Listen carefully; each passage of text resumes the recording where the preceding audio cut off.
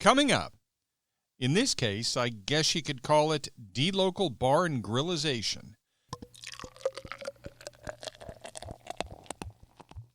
Welcome back to Political Spirits. I'm your host, Franklin Rye. We still stand for the proposition that the left and the right should have a few drinks and talk. Compromise is not a requirement. If those discussions result in us changing or even abandoning our positions, that's fine. If they don't, that's fine too. We just need to talk to each other. In that way, we can unify through speech. And if the discussion becomes a bit heated at the end of the night, we should still be able to split up the bar tab and be on our way. So what are we going to talk about this week? Well, I want to start by talking about something reasonable, something logical, something positively dripping with common sense done by a Democrat, which is the exception that proves the current rule. The current rule is that the Democrat Party has become the party of the unreasonable, the illogical, the negative, the party for which common sense seems to have dried up and blown away. And why does it seem that way? Because over time, the left has gained far too much sway in the Democratic Party. It wasn't always that way. I've always found the Republican Party to be the better option, but it wasn't always true that the Democratic Party seemed like the center point of political insanity in the United States. After all, John Kennedy saw the wisdom of cutting taxes. John Kennedy, as president, famously uttered the words, "A rising tide lifts all boats."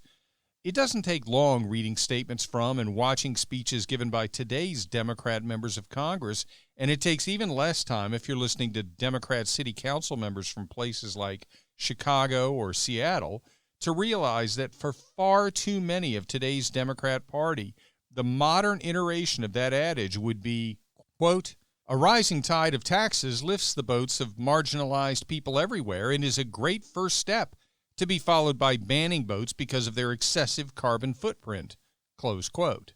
So what exactly was the common sense move made by a Democrat this past week which stands out from the nonsensical pack and constitutes the exception that proves the rule? And who was that Democrat? Well, let's start with the who. She's the Democrat that's pretty darn liberal on some things. She did, after all, endorse Bernie Sanders for the Democrat presidential nomination in 2016, although perhaps that's more of a function of how much she despised Hillary Clinton than how much she agreed with Bernie Sanders. But she is also very resistant to some of the more absurd examples of Democratic leftist extremism. She's the Democrat who lived an actual commitment to the military, including stints in Iraq and as a military police platoon leader in Kuwait. Contrast that with Pete Buttigieg, who was able to land a direct commission into the Navy while he was working for the big business consulting firm McKinsey. By getting that direct commission, he was able to avoid any obligation to go to boot camp and go through ROTC or the Naval Academy. After working 8-hour shifts at a naval installation in the Midwest, duties which he described as relaxing, he served 7 months in Afghanistan, which critics have said consisted primarily of him driving more senior officers around the post in a Jeep. So Ms. Gabbard has more extensive military experience, and she didn't play the direct commission game to land it. She also picked up somewhere along the way the ability to shred her opponents in a debate, most notably Kamala Harris. But I'm not here to sing the praises of Tulsi Gabbard. Her being perhaps the most reasonable, genuine, and impressive of the candidates who ran for the Democratic nomination is a bit like being the skinniest kid in fat camp. So what exactly did Ms. Gabbard do this past week that stands out as predictably reasonable within the far too common lunacy of today's iteration of the Democrat Party? Congresswoman Tulsi Gabbard filed a bill in Congress entitled Protect Women's Sports Act of 2020. If passed, the bill would protect Title IX, which has gone so far to preserve women's athletics in colleges and high schools, ensuring that those programs are placed on par with men's athletics. Title IX, which has done so much to ensure that athletic scholarships are available for women's sports. Title IX would be clearly designated as based on biological sex at birth under her bill. The bill makes it illegal for schools that receive federal funding to, quote, permit a person whose biological sex at birth is male to participate in an athletic program or activity that's designated for women or girls, close quote. The act, if adopted, would prevent what has happened in Connecticut, for example, from happening again or elsewhere in the U.S. In Connecticut, 2 boys who had previously competed as boys in track announced that they now identified as girls and later won high school sprint titles in the Connecticut State Track and Field Championship, competing as girls, setting new state records in the process. The policy of the Connecticut State Athletic Association allowed it to happen. As a result, girls who had trained their entire athletic careers for a shot at a gold medal and a shot at athletic scholarships were left in the lurch by leftist transgender athletic policies that are as far from common sense as I would be from the finish line if I tried my hand at a track competition. If the current leftist iteration of the Democratic Party was governed by common sense, it would recognize the unfair athletic advantage over biological females possessed by biological males, even when they identify as females because of, among other things, larger muscle mass, greater height, larger lung capacity, and more efficient propulsion during running because of typically narrower male hips. Do I expect a tidal wave of Democrat co-sponsors? No, I don't. Remember, nearly every Democrat member of Congress previously sponsored a bill that would have mandated that schools allow biological males who identify as female to compete in girls' and women's sports. Tulsi Gabbard's bill would undo what that bill had intended to create. And the same day Tulsi Gabbard filed the bill, the screams at her that she's a transphobe began. Predictably, the media has slammed the bill, not once acknowledging the detrimental effect on girls' and women's sports of transgender female/biological male participation. This will be an interesting exercise to watch. When it suits them, Democrats and the media talk about the purported moderation of the Democratic Party, usually pointing at Joe Biden as proof of that purported fact. Well, let's watch what happens with Tulsi's bill, H.R. 8932. Let's watch to see how many, if any, Democrat members of Congress sign on as co-sponsors. Let's wait to see what Joe Biden has to say about it. Next topic. Bye-bye, Texas. I was encouraged by the state of Texas filing a lawsuit challenging the elections in Pennsylvania, Michigan, Wisconsin, and Georgia. Frankly, I was impressed by the arguments about the failure of the state to follow the U.S. Constitution and, in some instances, their state constitutions. The failure of those states to follow the requirement that the elections be governed by the legislatures of those states rather than the secretaries of state or the attorneys general or election officials or the courts, and instead having those executive or judicial officials expand the parameters of permissible mail-in voting or the dates on which those ballots must arrive, struck me as absolutely unacceptable and impermissible in a constitutional republic. And the suit had the benefit of being based primarily on legal rather than factual arguments. But the Supreme Court dismissed it on a 7-2 vote.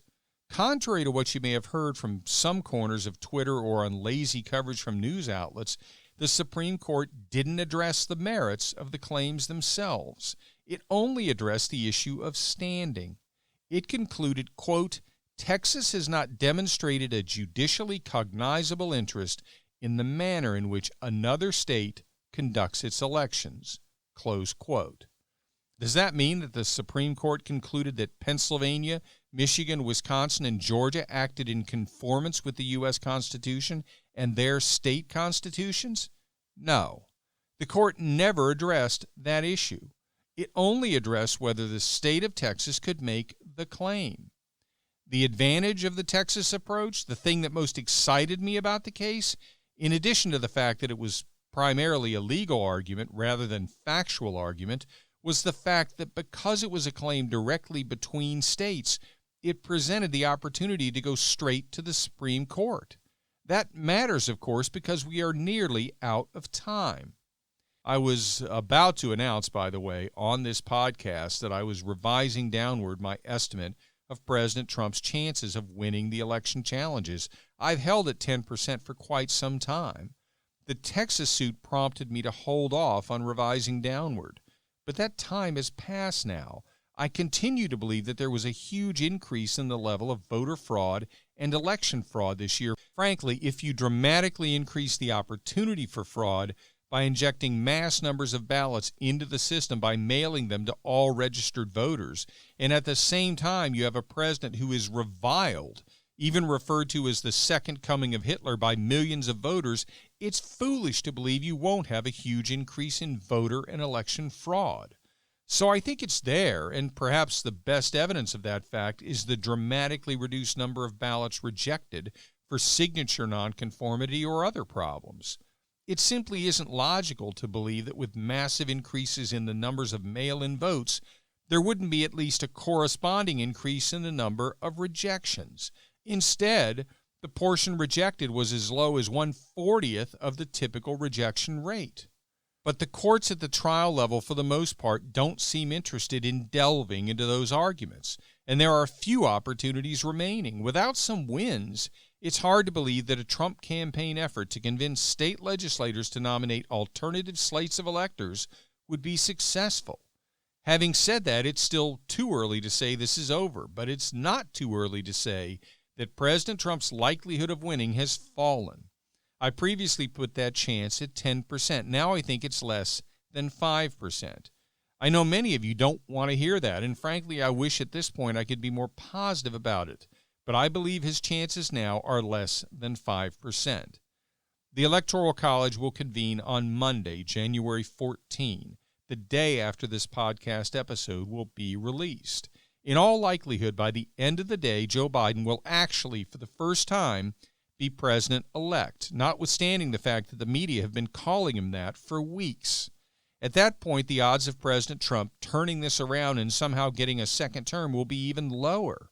I won't say zero because it wouldn't be correct to say zero, but his chances will remain less than 5%. By that point, well less than 5%.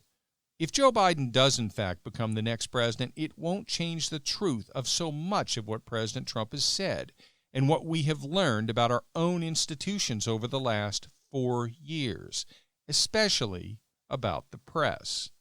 And speaking of what we've learned about our institutions, did you see what Wisconsin Supreme Court Justice Jill Karofsky said to Trump attorneys in a video conference hearing regarding their suit to overturn votes in Dane and Milwaukee counties in Wisconsin? She said the suit, quote, smacked of racism, close quote, because the two counties were, quote, targeted because of their diverse population, because they're urban, I presume because they vote Democratic, close quote. Got that? That wasn't a left-wing commentator speaking. That wasn't a political candidate speaking. That wasn't a Black Lives Matter protester speaking. That was a Wisconsin Supreme Court justice concluding that the attorneys representing the Trump campaign had filed a suit challenging the election results in those counties because they were targeting them for being diverse and urban. She went on to say that she was presuming they did so because they voted Democratic. That presumption is bad enough, but as to the other two claims, she didn't even say that she was speaking based on a presumption. What exactly is the evidence on which she's basing her conclusions? And how on earth can anyone expect her to impartially decide the questions before her when she's already concluded that the reasons for filing the case were racist? Think I'm overreacting? Well, get a load of this. She went on to say that, quote, what you want is you want us to overturn this election so that your king can stay in power, close quote. Frankly, I don't think that justice has any business sitting on the judicial bench. I expect, and we all should expect, impartiality from members of the judiciary. I'm not so naive as to believe that we always get it, but I certainly don't expect the lack of impartiality to be as obvious and as out front as what I just described from the Wisconsin Supreme Court. Once again, President Trump has revealed the rot within many of our institutions, and that rot is one of the reasons I'm skeptical about President Trump's chances of winning these challenges. The odds are increasing that Joe Biden will in fact become president on January 20. If that happens, there is no way that Donald Trump will disappear from the public stage, and I have some very detailed desires as to what I hope he'll do to remain on that public stage. And we'll talk about those and other issues in the coming weeks if, God forbid, Joe Biden does in fact become the next president. Next topic. The Kulak Bar and Grill. History is replete with examples of horrific incidents, brutal wars, genocides, mass murders for political reasons, governmental blunders resulting in the deaths of thousands or even millions. We study many of these, and there are endless strings of movies and TV shows, both dramas and documentaries, about some of them.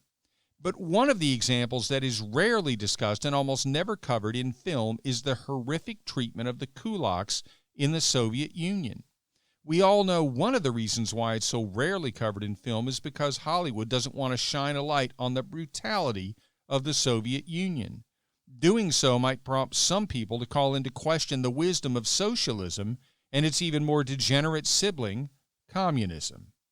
But I'm bringing up the treatment of the kulaks for a somewhat different reason. I'm not intending to delve deeply into the horrors of the Soviet Union, but rather to make an analogy. One of the things that has struck me and many of the people I know is the apparent ease with which Democrat leaders at the state and local level have been willing to shut down or so severely restrict as to essentially shut down small businesses, especially bars and restaurants, in response to COVID. Meanwhile, the major retail players like the big box stores such as Walmart and Target and Home Depot and Lowe's have remained open and largely unrestricted. Now, you could chalk that up to political power, and I don't doubt there's some truth to that.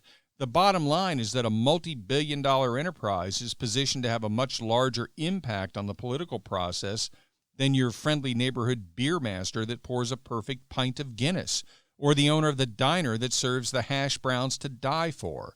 But if that were all this was about, you'd see the disparity consistently replicated in red states and red cities, not just blue states and blue cities. It just seems like there's something about small business that doesn't seem to create a gleam in the eye of a Democrat politician, even though it certainly does seem to with a Republican politician. I'm not talking about whether they give speeches praising the importance of small business.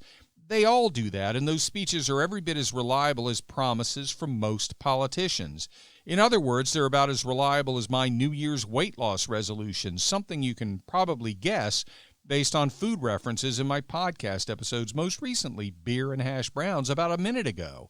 No, I'm talking about what makes them light up, what makes them energized, what actually seems to fit with the policy proposals they're making.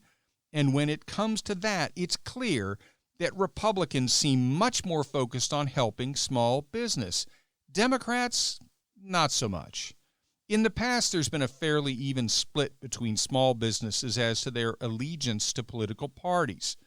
Look at what's happening around the country with the COVID crackdowns, including California Governor Newsom and Los Angeles Mayor Garcetti's absurd institution of outdoor dining bans, while at the same time allowing outdoor dining areas for Hollywood production facilities.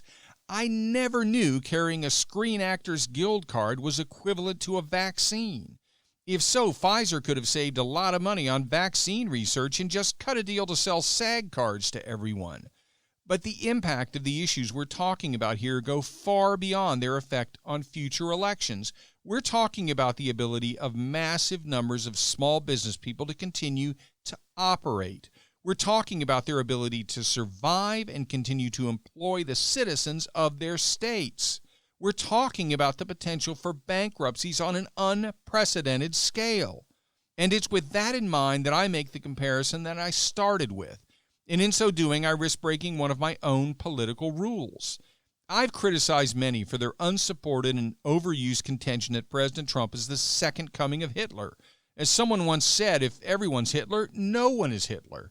And back in the days before the collapse of journalism and before the Anti-Defamation League became so inextricably entangled with the Democratic Party, those who would casually throw out comparisons to Hitler when describing modern politicians they oppose were roundly criticized for minimizing the horrors of the Holocaust with such unsupported comparisons.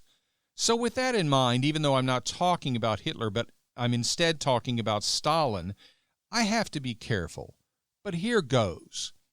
Who were the kulaks, and why did Soviet leadership despise them?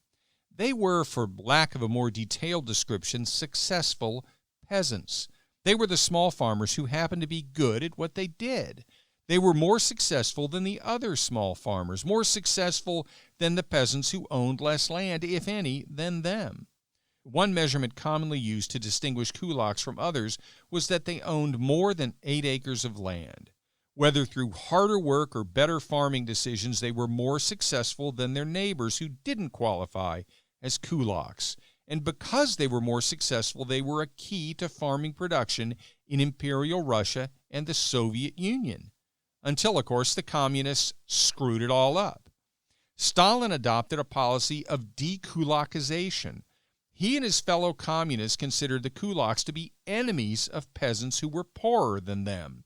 Lenin even described kulaks as bloodsuckers and vampires.